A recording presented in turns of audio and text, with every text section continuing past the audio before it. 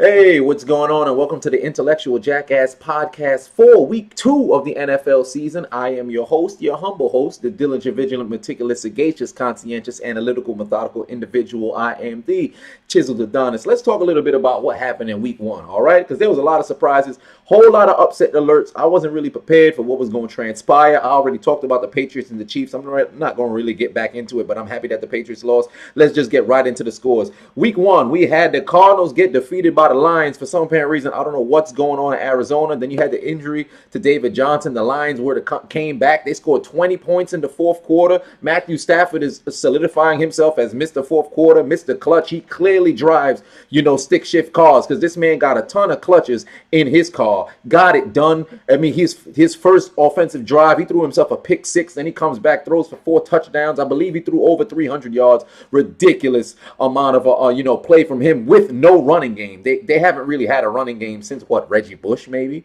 So, and Reggie Bush, he had one season. But on the Arizona side, I don't know what's going on with that defense. They can't seem to get any sort of penetration. Losing Calais Campbell to the Jacksonville Jaguars, they can't get any sort of push with their defensive line. Their linebacking core is not doing that well. They're supposed to have one of the better secondaries in the league.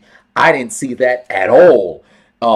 This past Sunday. I don't know what's going on offensively. You still have Fitzgerald out there. You got Carson Palmer throwing the ball. David Johnson ultimately did get hurt, but you got Chris Johnson in the backfield. You got You got Arrington back there who could do some stuff for you. I don't know what's going on. Did I say Arrington? No, I think it's Ellington. Yeah, but whatever it might have been. I don't know what's going on in Arizona. Like I said before, this is their one season. This is their last season to get anything done. If they can't win this season, they're going to slip into the mediocrity for probably the next 10 years because I don't know what it is. Arizona's only good for a small span. Like they were with Kurt Warner, the tail end of Kurt Warner. They were good for that small 3-year span, and then they kind of fell off. So, moving on to Jacksonville playing against the Texans. I wasn't prepared for Jacksonville to come out and beat the Texans the way that they did them. Now, with what's going on in Houston, I expected them to come out, high energy because, J.J. Watt did raise $30 million. You're playing at home, finally back from injury. You got yourself fresh new offense. Tom Savage came out and stunk up the joint. Couldn't move the chains at all. And then ultimately at halftime, Deshaun Watson came in, moved the ball down the field, scored a touchdown first drive, and then they shut him down. As for Jacksonville, offensively, they did lose Allen Robinson, torn ACL. And the odd thing about that whole situation was, after he tore his ACL, Blake Bortles went over and tapped him on the hurt leg. Like, who does that? But, yeah, Blake Bortles, this is his make or break season now that you lost your number one target. I'm going to need Hearns to step up. They're going to need a whole lot of other people who has to step up for that offense. You do have Fournette, who went for 100 yards in his debut. I believe he had 100 yards on the ground, 24 yards out of the air, something like that. I don't know. It was like a big week for rookies. But ultimately, the Texans they fell. And now they do have a suspension to Brian Cushing, a 10-game suspension for PEDs. So that's going to destroy that defense because a lot of people don't know exactly how good Brian Cushing is. This man is one of the biggest leaders on that defense besides J.J. Watt. Matter of fact, he is the biggest leader besides J.J. Watt. So them losing Cushing in there, that defense is going to fall apart, especially that defensive line. You lost Vince Wilfork to retirement. Now you have Clowney and J.J. Watt. J.J. Watt just had an injury with his finger. I don't know what the deal is, but that defense might just fall apart now. If Watson can get that offense flowing, get the ball to Will Fuller, get it out there to Hopkins, dump it off to Lamar Miller, hand it off to Lamar Miller, let him run. If they can really generate some offense, they can possibly win this division. But the way that it's looking right now, their stock just went down and Tennessee's stock just went up. And speaking about Tennessee, they fell to the Raiders, or like Chris Berman would say, Raiders. They came and they won the damn game 26-16. This game was interesting to watch. You did have the Derek Carr pass to Amani Cooper. That was cool. He did a loop-de-loop and went into the end zone. They couldn't tackle him. Marshawn Lynch, first game back since January of 2016. He had 18 carries, 76 yards. It was a very good game to watch. All right, the back and forth. I was expecting much more offense from both sides, really, because the Titans defense has a better defensive line in the league. But they still gave up that much yards to Marshawn Lynch, who was really his first game back, in all honesty. And through the air, both teams really couldn't generate that much of an offense. Mariota had a very good first half. And in the second half, I don't know what happened. I guess Oakland's, defensive line, you stepped it up. But, moving forward, these guys, they're going to have to play better if they really want to take the AFC, because a lot of people are talking about, oh, Oakland looked phenomenal. They didn't really look that phenomenal. I mean, but Tennessee's still my front runner now to win that AFC South. So I see that happening. But nothing but praise. And I like that receiver that they got, the new receiver out there in Tennessee. I can't remember his name right now. Somebody let me know what his name is in the comment section. Moving on to the NFC East, we had the Redskins take on the Eagles. Eagles won the game 30-17. I don't know what the hell was going on with Kirk Cousins. He couldn't get the ball around at all. There was some plays where he looked up and then he looked down. First half, he looked okay. Second half, disappeared. They couldn't get into the end zone. They have virtually no running game at all. I don't know what's going on with their running backs coach. I don't know what's going on with Jay Gruden trying to hand the ball off. I think they might just try to do this season of, let's get the ball to Terrell Pryor and just keep throwing it to Pryor. Occasionally get it to Crowder. Occasionally get it to Reed. But let's just keep throwing it to Pryor out there, because they did not have that chemistry. Now, on the Eagles side, Carson Wentz looked very nice. He looked very nice. Handing the ball off to LeGarrette Blount. He didn't get too much yards, but, I think ultimately in moderation, if they keep getting the ball to each other, it's going to work out well for them. And defensively, they did look somewhat, they look solid defensively. So I'm happy that the Eagles are getting things together, but, they're still the Eagles, so they might just let you down in the long run. But they got themselves the win. They want to know. I can't say anything about them. Moving over to the AFC North, we had the Ravens destroy the damn Cincinnati Bengals. This dude, Andy Dalton, I don't understand. Red Rocket, it didn't seem like his arm was throwing a bunch. If it was a rocket, he's throwing a bunch of Challenger 86s, because all of them is getting blown up and they freaking getting intercepted every single time. This man threw 4 interceptions to this Ravens defense. I don't know what was going on. And the Ravens offense didn't even look that good. It looked like you had that one pass to Macklin, perfect. Then I think they had another touchdown. I think it was like a run or something like that. But outside of that, the offense did virtually nothing. And the Bengals could not move the ball, or they turned the ball over. I don't know what's going on. A.J. Green's supposed to be the Ravens killer. He didn't do anything. LaFell was pretty much disappeared on the field. The running backs, Jeremy Hill, Giovanni Bernard, I don't think Mixon played, but even if he did, they did nothing. So Cincinnati, they really are the Bungles. They couldn't get anything done at all. The way that they played yesterday, now I credit a lot to the Ravens defense. But knowing Andy Dalton, and you've played this team 10 times over your entire career pretty much, and you can't seem to figure anything out and move the ball, come on, man. What is wrong with you? The Bengals suck. Congratulations to the Ravens. I'm sure there's one Ravens fan in here, so congrats to you. We will see you when we see you.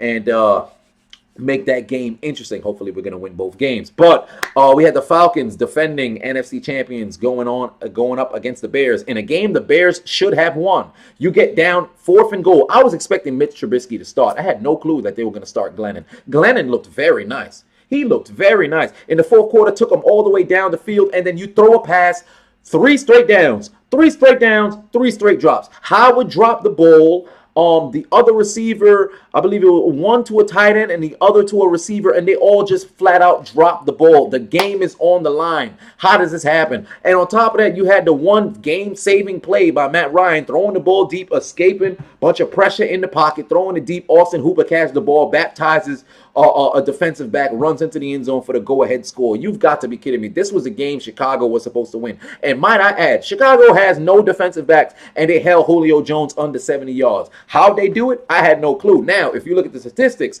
Julio Jones always blows up the next week whenever he's held under 70 yards. I don't know why they put up the statistics the last, I think it was 10 times that he got held under 70 yards. The next following game, they had one game he went for 120. The 301 against Carolina last year, 150, 170, 96 and 3 touchdowns. I don't know what it is, but it seems like when you hold that man down under 70 yards, the next week he explodes. So when we get into our predictions for next week, I'm going to touch on that. But, the Bears, they should be 1-0. The Falcons should be 0-1. But ultimately, the Bears, they are the damn Bears, and they found a way to lose the game.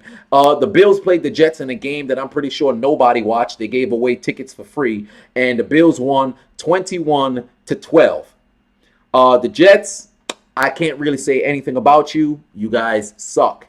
That's it. The Bills, your offense is LaShawn McCoy, and that is it. Defensively, You played the Jets. I can't give you any high praise. That's it. LaShawn McCoy, congratulations to you. The rest of the Bills, the Jets, you suck. Just get on a jet and fly to like Aruba. No matter, you could probably the combined salaries. You guys, if it was a meritocracy in the NFL, you guys probably couldn't afford to go to Aruba. Why don't you just fly to like go somewhere in the Middle East and learn how to play football there with those people, so you guys can dominate, over there, because they don't really play football and stuff. We had the LA Rams take on the Colts. You need to go with the Jets to the Middle East and go play football over there. Just start a whole new football league where you guys can dominate. Because I don't know what the hell that was. Scott Tolzien, you don't deserve a job anymore. This was your opportunity to shine. You came out, stunk up the joint. Not good. Stop playing football. Matter of fact, no. Go back to practice squad. Let's do that. I don't want you to lose your opportunity to feed your family. Go to the practice squad and do that, because I don't know what was going on this game. Frank Gore, Father Time, hasn't hit you yet. The way that quarterback play is going, I think it just might. So I don't know what's going on with that offense. Defensively, they looked absolutely atrocious. Jared Goff came out 300 yards, a touchdown on the ground. I think Gurley ran for like 70 or something like that. But the Rams defense was just all over the place. They caught themselves 2 interceptions. They had a multitude of sacks, a lot of pass breakups, a lot of hits on the quarterback.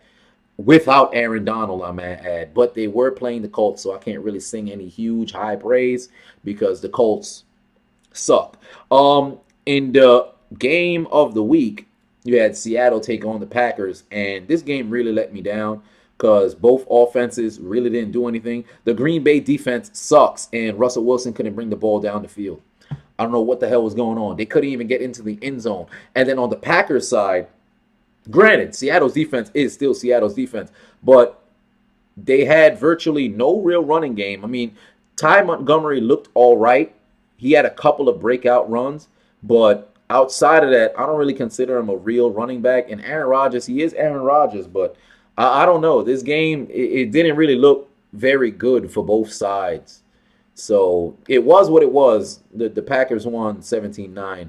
The Panthers destroyed the 49ers. 49ers need to go with the Colts and the Jets and go to the Middle East to go play football.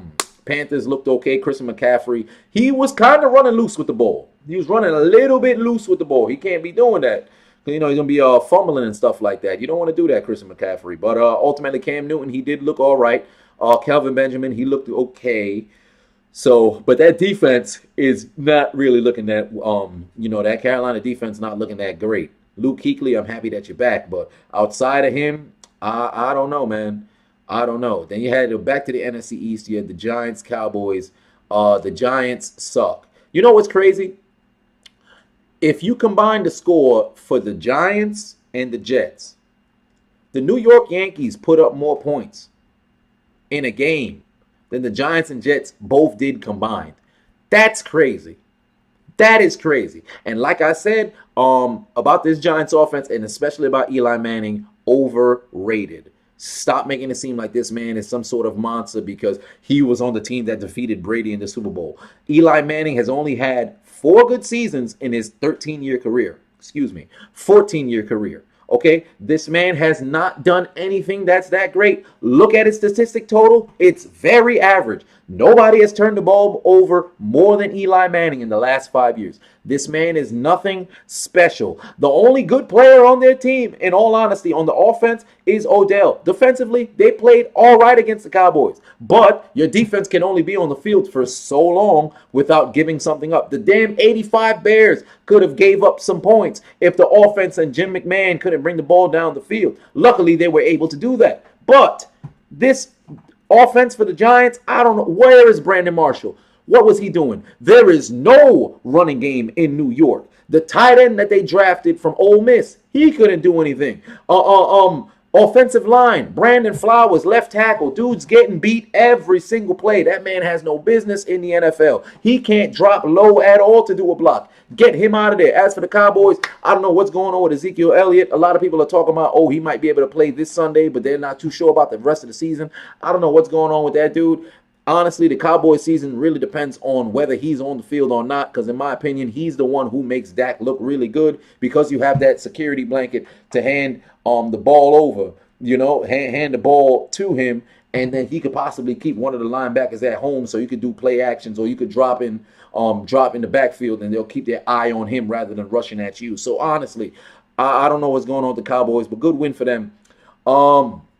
The Saints and the Vikings, I was very surprised at this game. I was not expecting Sam Bradford to come out and just rip up the Saints the way that he did. Now, mind you, I know the Saints have no defense at all, but I was not expecting Sam Bradford to do this. But I'm not going to sing Bradford's praises very high because he did this last year. First 5 weeks of the season, they looked all right. And then the end of the year, they ended 8-8. Why? Because the man could not play or generate an offense at all. Now, as for the Saints, Sean Payton, what the hell is wrong with you? You have Adrian Peterson on your sideline. You don't hand him the ball in a game against Minnesota. His first carry from scrimmage, he runs 9 yards. Next carry, he got the first down. And then you only give him the ball 7 more times in the rest of the game, 2 more times in the first half. You've got to be kidding me. I don't understand, what sort of coaching decision that was. The Saints outplayed themselves. They did it to themselves. You have Adrian Peterson in the backfield. You got Mark Ingram in the backfield. You got that other rookie that they drafted in the 4th or 3rd round in the backfield. Hand the ball off. Stop trying to. I understand how great Drew Brees is. I understand he's a future Hall of Fame, a first ballot. But you can't just continue to try to win games through the air if you know that's what the other team is preparing for. Minnesota run defense isn't that great. Their pass defense is very good. Their run defense ain't that great. Hand the ball off to Adrian Peterson. But then again, the offensive line for the Saints absolutely sucks. Now, moving on to the Broncos and the Chargers. Chargers lost 24-21. I don't think they had any big injuries this game. Not that I can remember. For some reason, the Chargers always lose somebody. Trevor Siemian really impressed me. I wasn't expecting him to play that well. Throwing for, 2 touchdowns, and he ran for 1. It was all right. I enjoyed it. But for the Broncos, I don't think they're going to be able to really get anywhere with that sort of offensive play because, the Chargers defense isn't that real great, and they did drop a couple of interceptions, in all honesty. In the first quarter, they should have had a pick 6, and the dude dropped it wide, like it was into his hands. He started looking like he was going to run and forgot the ball. Dude should have caught the ball. It was later in the second half. There was a pass went right through the linebacker's hands. His hands was right here. It legit zipped right through. All he had to do was do this, pick. I don't think he's going to run for 6, but that would have gave Phillip Rivers the ball back in wonderful, field position. So I don't know what's going on over there, but they got to get it together. And finally, the Pittsburgh Steelers took on the Cleveland Browns, beat them 21-18. Let me say this. The Cleveland Browns, or I should say the Cleveland Indians won 21 straight games. They're playing game number 22 today. All right, they've won more games in this 2-week span, or let's just go. They've won more games on this winning streak than the Cleveland Browns have won in the last 5 years. Now, let me say this. Cleveland Browns are on the up and up. I think this team could actually win 6-7 games this year. Why? I have no clue. But there's just a feeling about that team. I think they can get some games done. Now, let me say this about the Pittsburgh Steelers. Le'Veon Bell, you've got to get your head out your ass. I don't know what the hell your performance was this past Sunday. I don't know what it was. Offensively, we only had Antonio Brown show up. Offensive line wasn't even playing that damn well. I don't know what was going on. Marquise Pouncey had a couple of holds. We had a hold on Villanueva. We had a hold on. I don't think we had a hold on DeCastro, but it's just what is going on? What is going on, man? We got to play better. There's no reason why you only put up 21 points against the goddamn Cleveland Browns. You only scored 1 time in the second half. Like, come on, man. The stuff was there for us. It was there for us. Defensively, we have to get off the field. Second half was terrible. We have to get off the field. Got to play better, man. Got to play better. Now, if we talk about next week, coming up this Thursday, we got ourselves the Houston Texans taking on the Cleveland. Houston Texans taking on the Cincinnati Bengals. Both teams 0-1. But for the sake of, the way that the Bengals played, I think, Houston should be able to take this W away from the Bengals. But, matter of fact, no. I'm not going to say the Bengals are going to win. Yeah, I'm going to say with Houston. I say Houston wins. J.J. Watt has himself a coming out party, probably gets himself like 3 sacks because his brother, T.J. Watt, just had 2 sacks and a pick. So he wants to outperform his brother, of course. The Browns are playing the Ravens. Spoiler alert, or I should say upset alert. I say the Browns win this game. Last year, they couldn't close the game. I think this year they're going to be able to close the game. Jabril Peppers gets himself a couple of picks off of Joe Flacco. The Buccaneers taking on the Bears. The Bucs win this game. It's their regular season debut. I say they win this game. The Patriots taking on the Saints. This is going to be interesting. I think ultimately it's going to be an offensive shootout. But because of that, the Saints can't stop anybody. And on top of that, Brandon Cooks is coming back to New Orleans. I'm going with the Patriots, and Tom Brady is going to be angry. So I'm going to go with the Patriots. The Chiefs and the Eagles. Andy Reid playing against his old team. Yeah, I'm going to go with the Chiefs because that defense is going to harass Carson Wentz. The Jaguars and the Titans win this game. The Colts and the Cardinals win this game unless Andrew Luck plays, but Andrew Luck is simply practicing, not playing. So the Cardinals win that game. The Panthers and the Bills. Panthers, the Raiders and the Jets. The Raiders. You don't even need to think about that. The Raiders fans could beat the damn Jets on the field. The Dolphins making their debut against the Chargers. I'm going with the Chargers. The Seattle and 49ers. Seattle. The Rams and the Redskins. The Redskins. The Cowboys and the Broncos. Whoo, good game. Good game. I'm really hoping this Denver defense can harass Dak Prescott. But because offensively they do not have a sound QB who'll come out and be consistent, I'm going to say Cowboys, but I'm really going to be rooting for the Broncos. The Packers and the Falcons rematch of the NFC Championship. Packers have no pass defense. So the Falcons win. Julio Jones might just erupt for like 150-some yards. So I'll go with the Falcons. And the Giants and Lions on Monday Night Football in yet another primetime game. I'm going with the Lions. And, of course, the Pittsburgh Steelers taking on the Vikings. This one is interesting because our pass defense didn't look that great against Cleveland. And Sam Bradford just came off a phenomenal game. So I think, and their offensive line isn't that great. So I believe our front seven can get a huge push on the Vikings offensive line.